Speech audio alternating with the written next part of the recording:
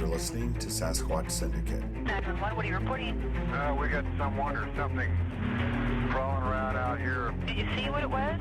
Was it a person or an animal or? I can't tell. All I know is that my central light came on and I just happened to glimpse and see this thing running across the yard.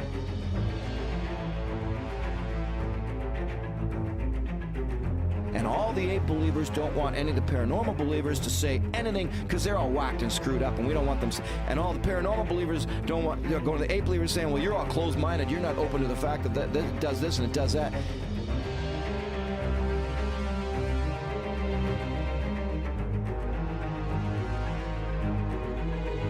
And I look over my left shoulder and this creature is running through the woods and it's bulldozing the brush down. And I knew, man, this thing is going to get me.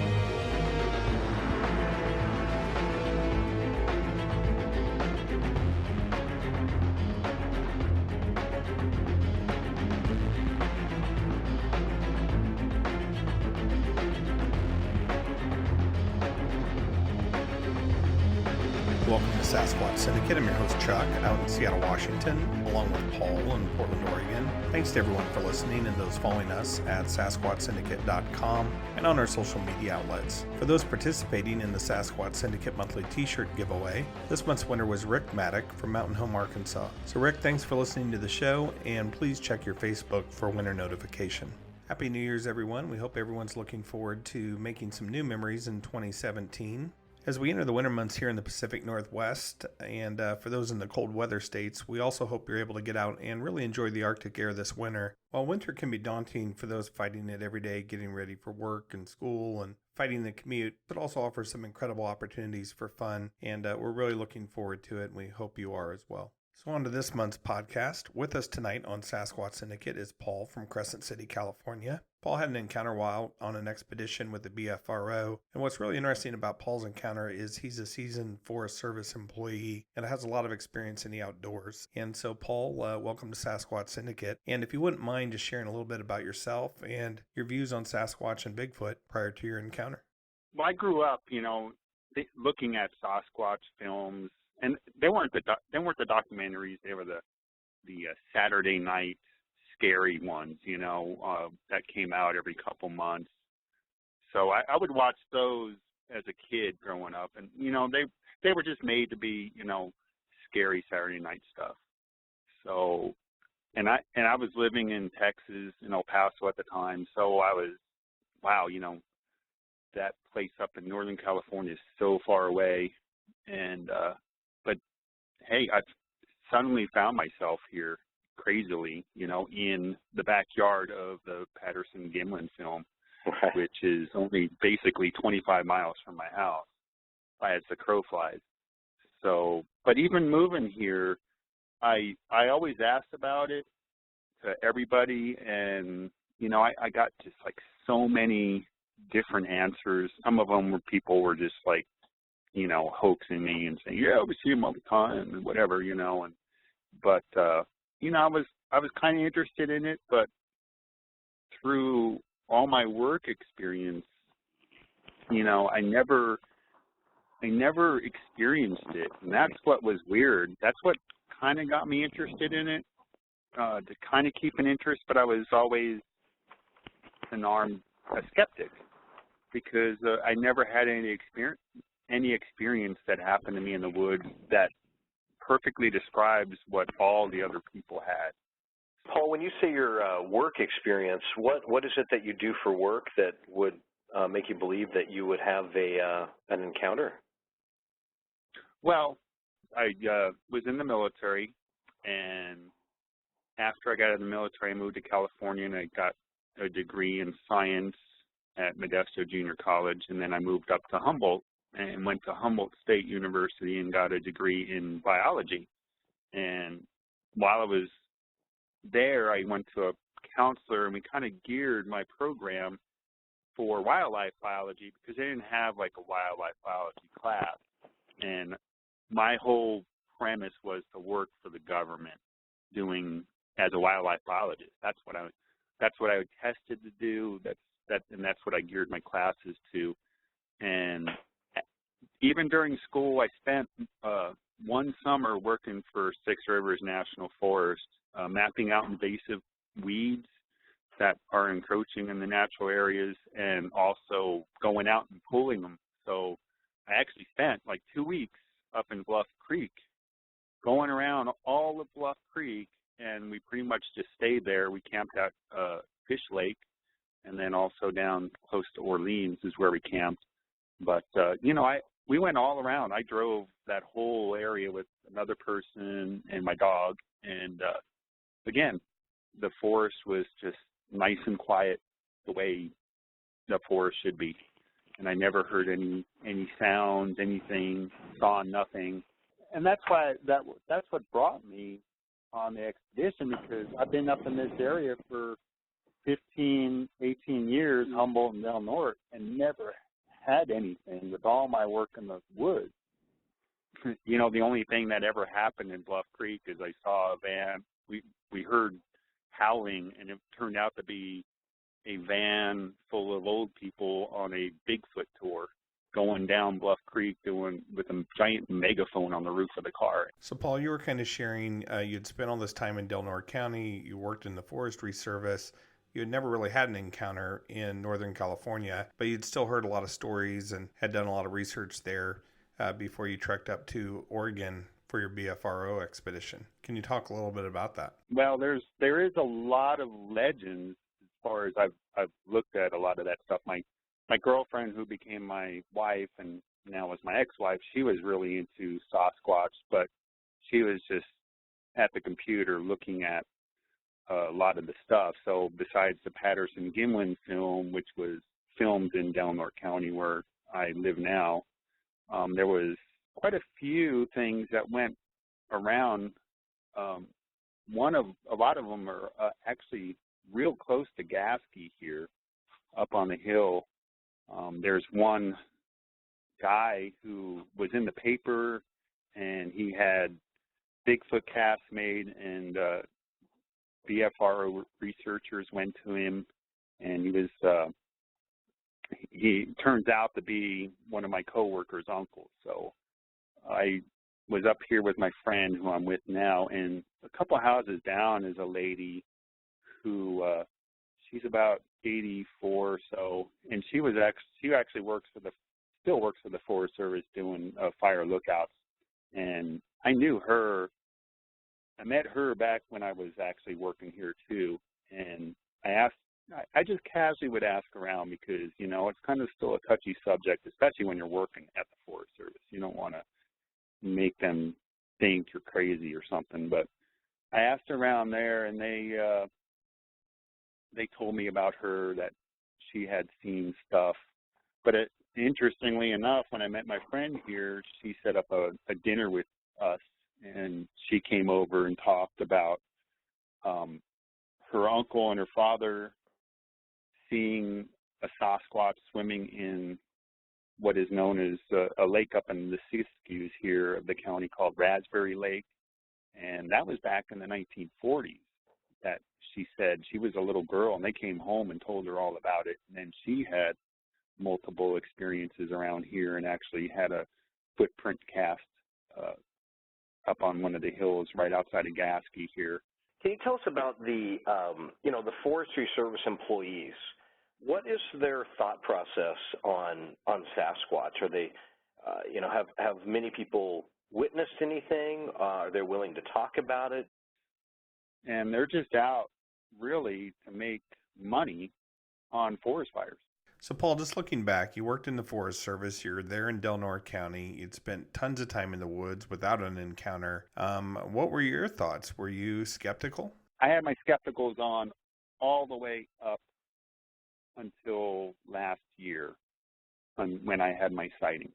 So, Paul, if you could just take our listeners into the encounter and share a little bit what happened. I decided I wanted to go on an expedition, so I went on a BFRO investigation 15 miles south of Mount Hood. So we got up to about 4,000-foot elevation. We're at the edge of a wilderness area, and they set up the base camp in this big quarry. And most of the people were there. If you took that one road a little bit farther. It went over just a little tiny knoll and then down to a creek. And last year was a really dry year, drought everywhere. It was terrible. But this spot, the creek was only running in that little section. There was a blueberry field right next to the quarry that was just had awesome blueberries and huckleberries. And I figured I don't want to sleep in the quarry with everybody else. I'm going to look for a different spot, because if Sasquatch exists, he's not going to come to this giant camp. He's going to, find the guy outside of camp and mess with him. So I moved up the road about 50 yards or so. Right on the top of the knoll was a nice spot, and then another 20 yards was this giant game trail that crossed the road, and I saw deer tracks on it and stuff, and I was like, this is a great spot right here. I'm not in camp, yet I'm close enough if there's any problem. So the first 2 nights, there wasn't a whole lot going on.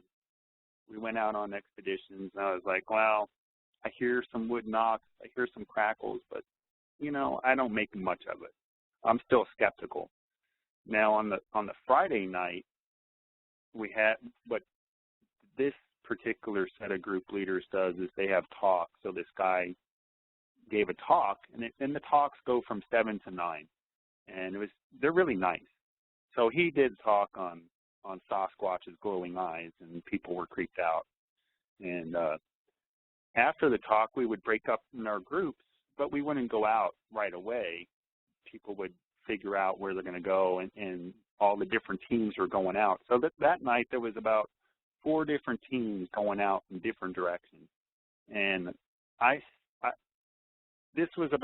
we broke up at 9, and I figured I need to go over to my car because I wanted to put my mug in there, and I had to take a pee because I was, after drinking 2 cups of tea and in the water, and I was too riveted to move for 2 hours. I had to go, So and this was just purely random that I decided I'm going to go to my car, put my mug in there. I mean, I had all my stuff that I needed to. I could have just walked some other trees, but I decided to go to my car. And so I quickly went up the road. So, Paul, as I recall, so you were with a large group of people in a clearing, correct? And so that's what you were trying to get away from, moving up to your car away from this large group of people, correct? Right, so I can take a pee privately, but, I didn't want to, go in the woods because, I just didn't want to go right there. I wanted to go up by my car. It's more private, and I could put my mug in my car and get it out so I wouldn't have to carry it around because it was a ceramic mug. And so I went up to my car, and that's when I got this weird feeling like there's something wrong here. There's something out of place. Something in my mind was telling me there's something out of place. I've been here for, a day and a half, 2 days now. I see this, and I'm looking around, and I was like, okay, I can't quite put my finger on it. Put my mug in the car. There's plenty of twilight at that time of the year, in July. So what did this feeling? Things didn't seem right. What did that feeling feel like? It was just a gnawing feeling, like my sixth sense telling me there's something out of place. When you're in the woods so much, you get a sixth sense. You really do. You really get a feel for things in the woods, sounds. Because my biggest fear up to now was cougars. I'm not worried about bears. I could tell you bear stories. I put my kids to bed telling them all the bear stories from all the hundreds of bears that I have seen and encountered face to face. I mean, I got loads of bear stories, but I'm not worried about them because they've never even threatened me, even when they're 3 feet away from me. I mean, I've been that close to a bear in the wild, 3 feet away, and it was a mama bear and her den. So, that's kind of the experience I got. But the So I put my mug in my car, and then I walked across the road to take a piss in the ditch. And I'm in there, and I'm looking down the road away from the base camp. I know everybody's, and I look back at base camp, make sure nobody's coming. And then I look down the road again, and I'm like, there's just something out of place. And I look up on the left bank, and there's these three snags that I was looking at. Two of them were really tall. One of them was up close to 10 feet, but really wide, and they were all bleached white. And I'm thinking, I'm still thinking something's just gnawing at me. Something is out of place. And I finish up, and then I turn towards those snags, and I'm just staring at them when that smaller snag was actually the Sasquatch, and it took a step out, and it was actually hiding behind a little scrubby pine tree that was growing there, trying to act like the other two snags, and it stepped out. And what was really weird about it is when it stepped out, it took one giant step, and it took a step with its right foot, but at the same time, the right hand went out too in front of it. I mean, that's weird because people don't step like that. People step out with their right foot and their left hand. So, Paul, when it stepped out, what was your first impression? Like, what did you do? I was pretty much just looking at it. I was just petrified looking at this thing. But it moved really quick. It moved really quick, but I was still just in disbelief of what I'm seeing. I'm seeing this giant white thing stepping out, and then it turned its back to me and then ran off into the same ditch I was in, but away from me. But as it ran away from me, it looked like it got down on all fours. It like put its two hands out with fists, and I was like, geez, that looks like a gorilla movement. So just to recap, you go up to your car, it's parked on this road, you do what you need to do near your car, and so how far off of the road was this tree? You and I spoke about this at the International Bigfoot Conference in Kennewick, but how far off of the road was this, and how far away from it was this site from the large gathering of people that you were trying to get away from? So the bank goes down, then it goes back up, and where this thing was standing would be about 8 feet off the road, right at the edge of where the big trees start. And from where I was standing on the same side of the road this past year when we went back to the exact same spot, I measured that it was 27 yards or 84 feet from where I was standing. And there's nothing in between me and it except for that one little scrubby tree it was standing behind. And it was standing right on that game trail. That game trail does like a T right there. It crosses the road, but it also goes down in the ditch and then pops up again and goes into the blueberry patch. And that's where that Sasquatch went. It went down and up towards that blueberry patch to disappear. Yeah, okay, so for our Sasquatch Syndicate listeners, when we were at the International Bigfoot Conference, Paul actually showed me a photo, literally standing where he was and highlighting where he saw this creature. This was a really close encounter. So now you had told me that this creature was white. Was Right. it It was completely white? Or what were your thoughts when you saw that color?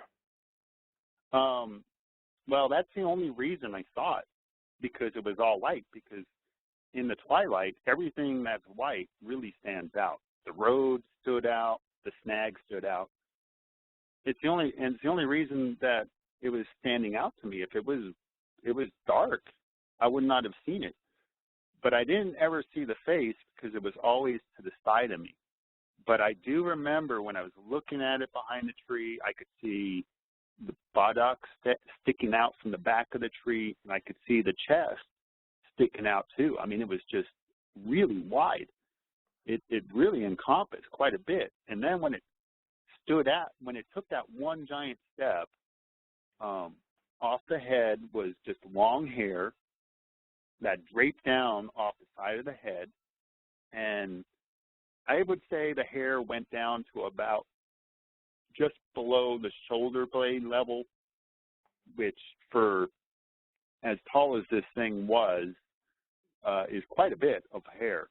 Now, Paul, did you get a good frontal view of its face? So in other words, can you describe its hairline at all, or at that point was its head tilted away from you? No, it never looked at me. I always had just a side view. It never turned its head or its body. I think it was just kind of peering out the side of its eyes. How tall did this creature appear, Paul? Well, when I measured, I took a gauge. When it stepped out, I took a gauge of where it was next to that one little pine tree, and I gauged that it was exactly or very close to the same size of that little tree. And later on, the next day, when I went back with the team, we measured that tree, and that tree was 9 feet 6 inches tall. And so this Sasquatch was about 9 feet 6 inches tall. Wow, that's amazing.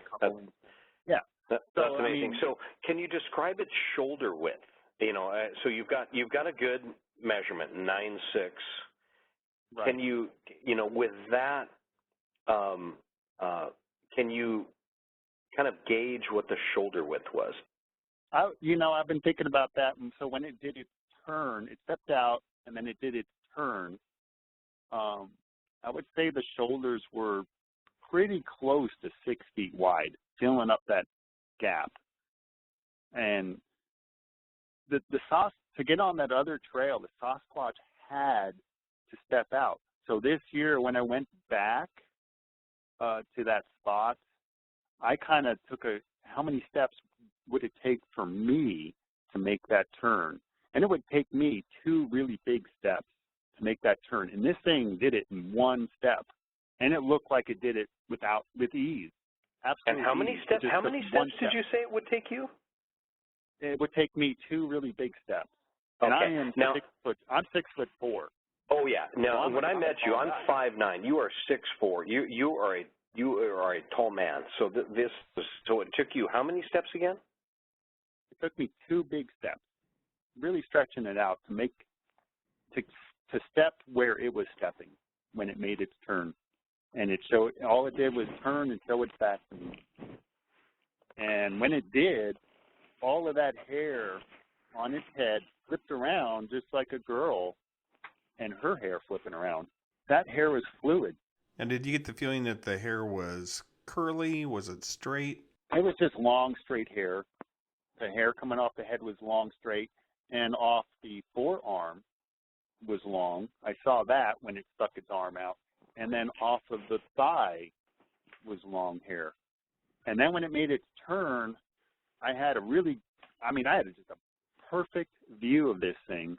And it just reminded me of the back of a gorilla. I mean, the buttocks were just gigantic, and it was just a big, round, barrel-chested thing with shoulders about 6 feet long. I mean, they really filled that whole space up.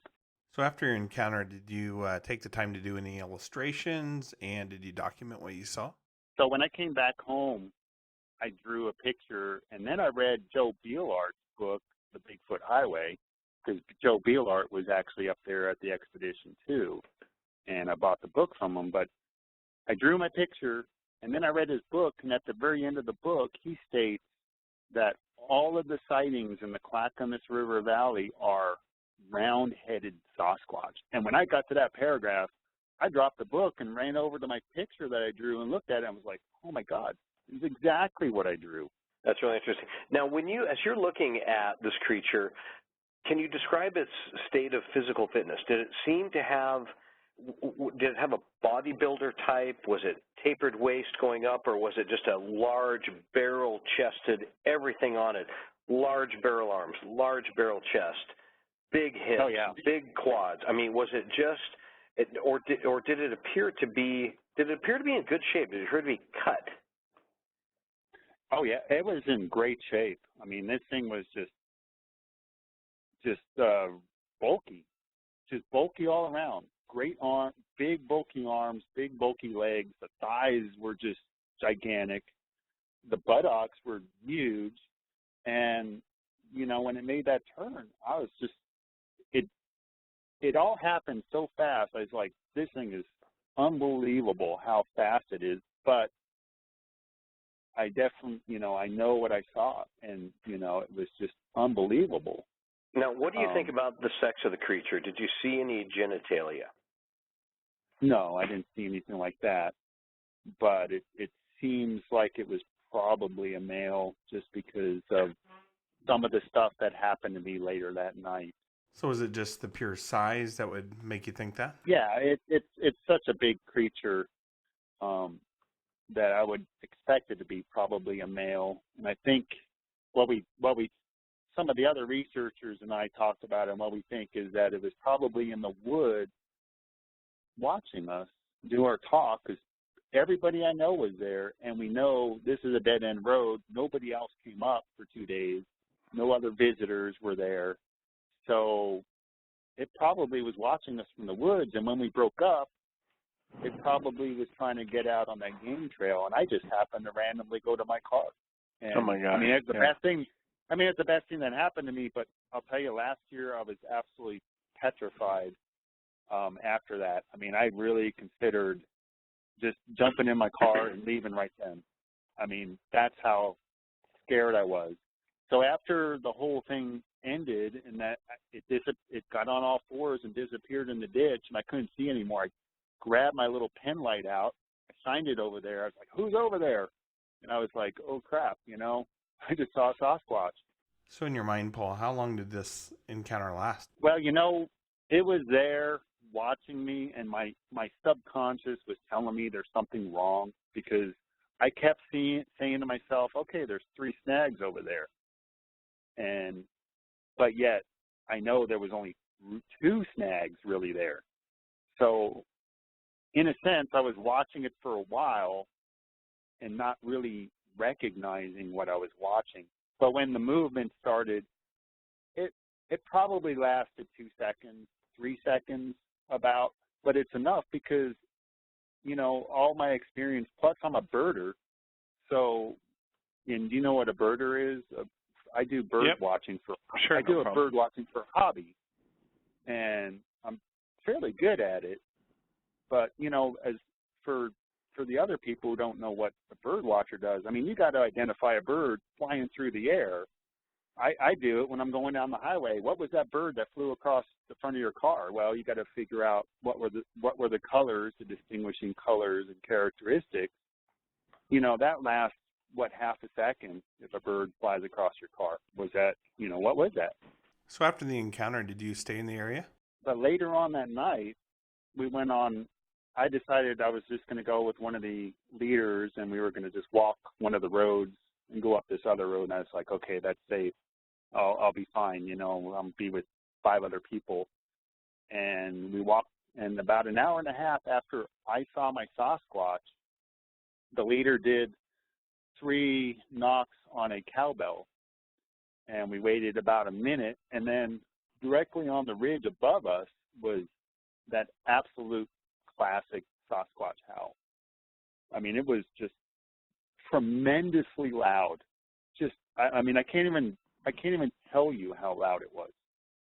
And see, this has always been digging on my mind, because in 1997, I went on a camping trip with a girlfriend at the time in college. We went to Mount St. Helens and camped up on the Ape Trail, and this was on Thanksgiving night that we did an overnight up on the Ape Trail. And right at sunset, we heard one of those howls, and it's always just been like, what the heck was that howl that we heard up on that trail?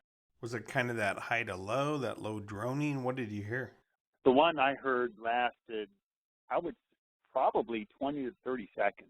The one up on Mount St. Helens was long like that. The one on our expedition last year in July of 2015 was a little bit shorter, but everybody heard it. And some of the same people were back this year, and we were talking about it on the expedition about that particular howl. But we had that howl, and I was like, that's right on the hill. And the one nice thing about this expedition is they make sure that everybody's got notepads, you write it down. And only our team and the team in base camp heard it, but nobody else in the entire place heard this howl. So it was in between base camp and where we were. And I know the other teams were way out there. And Paul, what time did this all occur? It was at about 11:35 p.m. And everybody, all the teams were out. Everybody was out. Even the kids in base camp were still up and awake, and they were doing all kinds of antics and stuff with around the campfire and stuff. So everybody was out, everybody was awake, but everybody was accounted for because everybody has to be in a team at night and be accounted for, you know. And this thing was on an inaccessible hill above us. And we heard that howl. And then later on we got back, and then we got back to base camp about 1 a.m. in the morning. And, you know, now I'm really shaken because I saw a Sasquatch, and now I hear this howl, and that basically confirmed to me that that howl I heard on Mount St. Helens and this howl are from a Sasquatch. And I'm just like, okay, you know, and the team leader's like, are you going to stay or are you going to leave? You know, I'm like, well, I'm not going to leave in the middle of the night. It's 1 o'clock in the morning. We're way the heck out here. I'll make that decision tomorrow. I just want some sleep. So I went back to my car, and I was sleeping in the back of my car because I was going to sleep out under. I had a mattress under just a tarp, and I decided I'm not going to sleep out there. No way. I'm going to sleep in my car. He's not going to come to my car.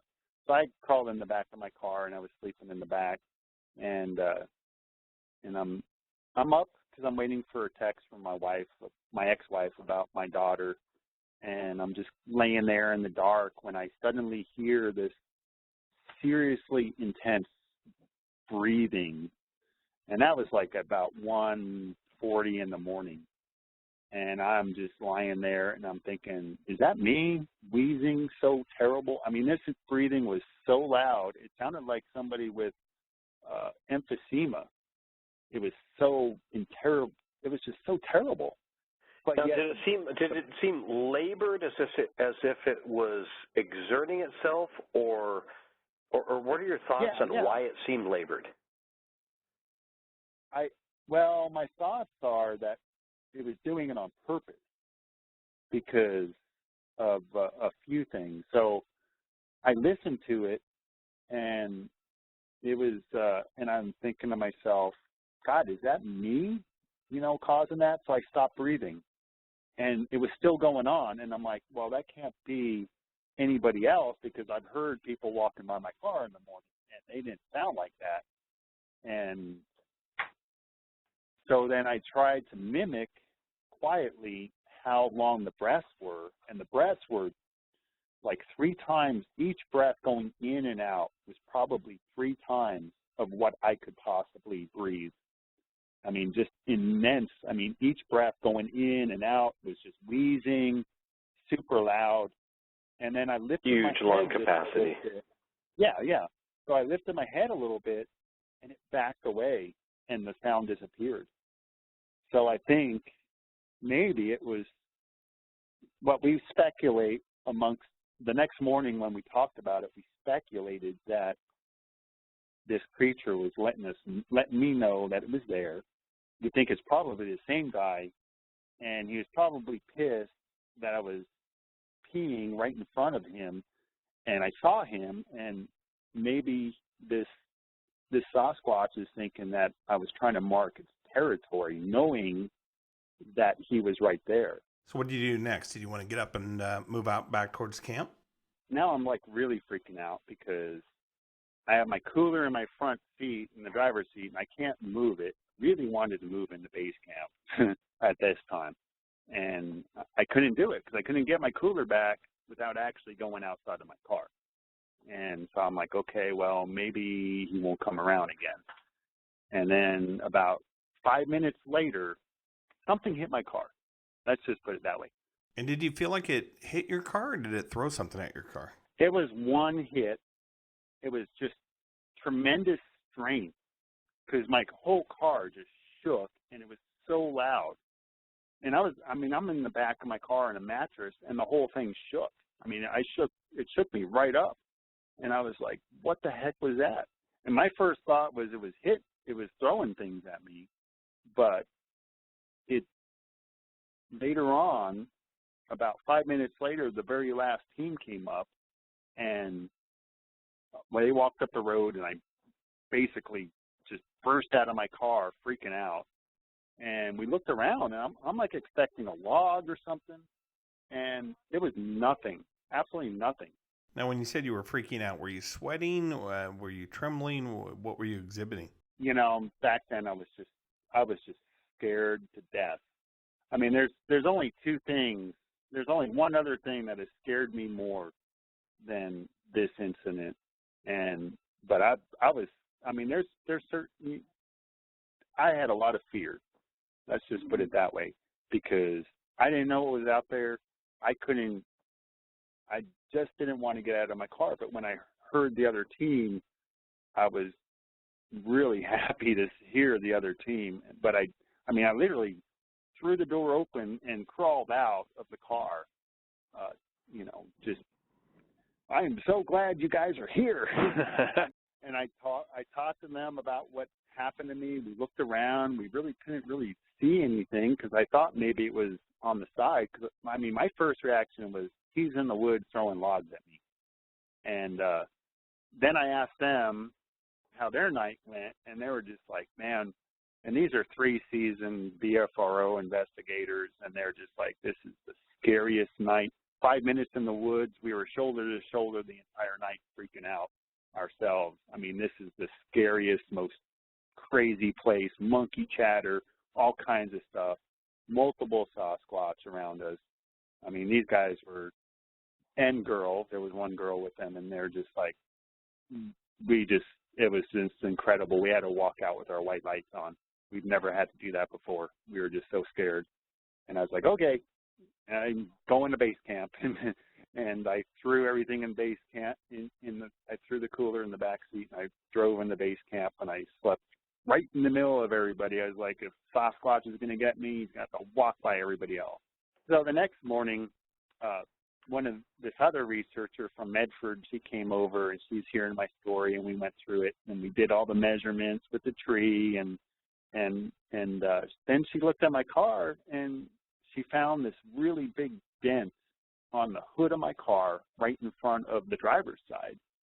And that was where it was closest to the trees on that side. So she surmised that it crawled through the trees and just did a really big pounding one fist on the front of my car. Right on the left side, just below the first washer nozzle, there was this big dent there. And she's like, do you have any dents? I was like, no. I mean, I just got this car. It was new and clean, you know. Right. So Paul, as you were having these encounters, were you able to see any footprints or any other evidence that creature had been there? No, we had several people looking around, and we all looked around, but the ground last year was just too rock hard from all the drought. We couldn't find anything. We even looked in the trees to look for hairs and stuff, and we couldn't really find anything. But the next night, the last night there, the Saturday night, the lady from Medford, she wanted me to come along with her because I had all of that wildlife experience identifying sounds, and we wanted to do some experiments ourselves. So we went up the road, and the road forks There's a left fork and a right fork, and the right fork goes not very far to a trailhead, and the left fork goes a little bit farther and dead ends too. So we planted ourselves there the next night. And we left early. We left like 8 o'clock, so it was like sun was still way up in the sky.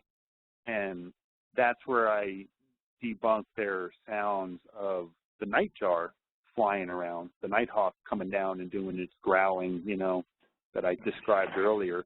But that night, we were sitting there. We heard all kinds of wood knocks around us. There was a lot more wood knocks that night. And all the teams, there was 3 teams. They went out that night, 2 of them down the right fork. 1 went up the left fork. And we're sitting in the middle of the fork. The teams did not know we were there because that was part of our experiment to see if people could actually miss a Sasquatch if you're sitting 10 feet off the road.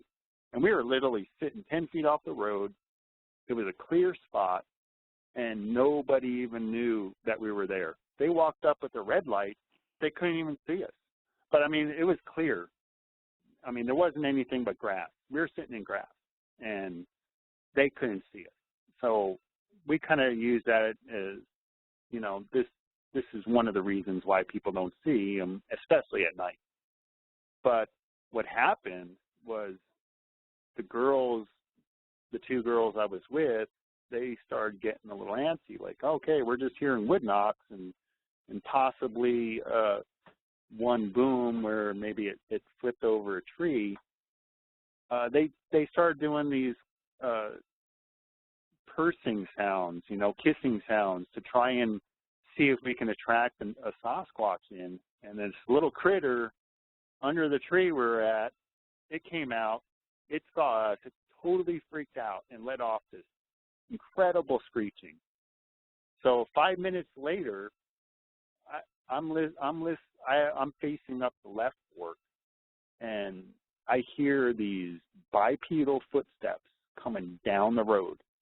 And the one thing that really interests me as a biologist, I mean, I was downwind, so the wind's coming down the road, so whatever is coming towards us can't smell it because the wind is coming down right in my face. But this time I'm starting to get sick. Like, I'm starting to get a headache. I'm starting to get nausea. And this thing is coming closer down the road. And I'm, like, hearing it, and it's just pitch black. I can't see anything. During this expedition, we didn't have a moon. So it was just really dark at, like, midnight.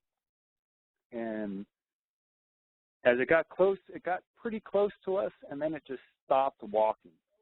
And it stood there, and I'm just, like, nudging the girls. I'm like, there's something straight in front of me just standing there. And I think it was probably only, like, 60 feet away. And I was just, like, just petrified, but I was also really getting sick. It was the craziest weird thing. Can you describe a little bit more? So you say you weren't feeling well. Did that come on all of a sudden? And were there any other sensations along with that? No, it came on pretty quick.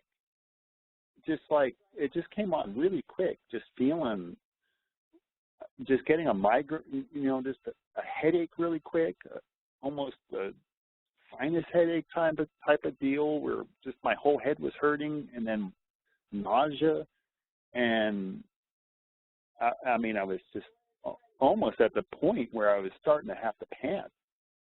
But yet I was starting to feel really fearful, even though I'm with these other 2 people. You know, from onset to when they started to subside, how long did these sensations last? Well, I stayed sick until probably the next night. My ride home from the next day was Sunday. We had to leave. My ride home took me 12 hours to get home because I just was so sick.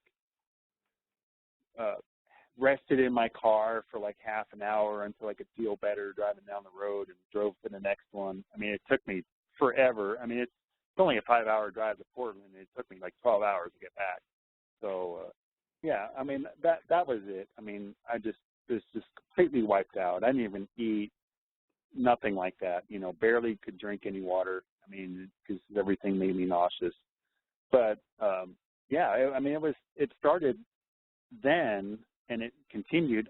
I don't know what it is. I don't know what caused it. I'm not going to say it was infrasound because, I mean, I don't have an infrasound detector device. I mean, literally right up to that moment, I was being open-minded about it. I was always joking, hey, I just want Sasquatch to come up and shake my hand. After seeing it, I was like, there is no way I want Sasquatch to come up and shake my hand.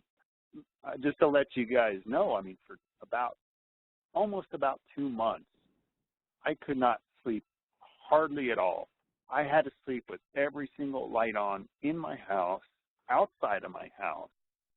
I just had nightmares. I wake up, oh my God, they're going to come and they're going to be standing outside of my house. That guy was taller than my roof. So, Paul, how are you sleeping now, and what are you doing to get over that? Well, like I said, that first month and a half, 2 months, I couldn't sleep very well. I was even calling my friends up here all the time. When I didn't have my kids and they were at my ex's house, I was just kind of a wreck trying to sleep alone at my house. Now I do pretty good, but I used to have no problem being able to go out and sleep by myself and go camping, but now I'm still not really comfortable. Sleeping with one guy is still kind of iffy. I feel better if I'm sleeping with more people, but I'm trying to get a handle on what it is these Sasquatch are. What are your thoughts on what this creature is? Human, hybrid, ape? I mean, what are your thoughts? Well, since I've had my encounter, I'm now like voraciously reading on the internet, getting books, trying to keep my mind really open to whatever possibilities, because what I've encountered with these things is they're incredibly fast and they're smart as real heck.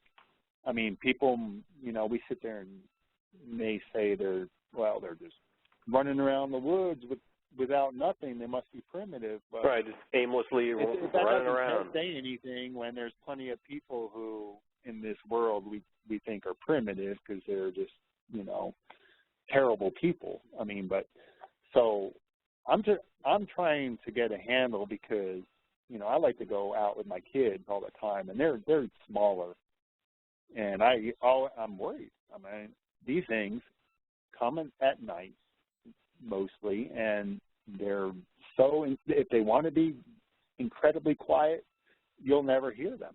So, Paul, now that you've had your encounter, and of course there's probably still a lot of skeptics out there on the couch, what would you advise?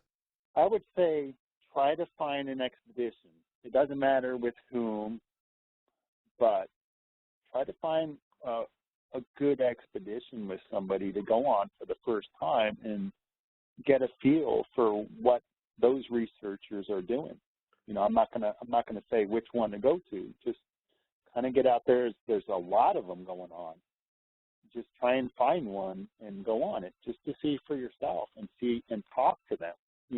Go there and talk to them. When the second expedition we were on, there was some guys from New York who never went on it, but they were fantastic. We did a lot of stuff, and they're fun too. You're not just going out Sasquatching. You're enjoying nature, and you're meeting new people too. Yeah, it's a really great bunch of people, and I think those are wise words because that's exactly how you had your encounter. So, Paul, thank you very much. Oh, you're welcome. Thank you for allowing me the honor to be on your show. I appreciate that very much.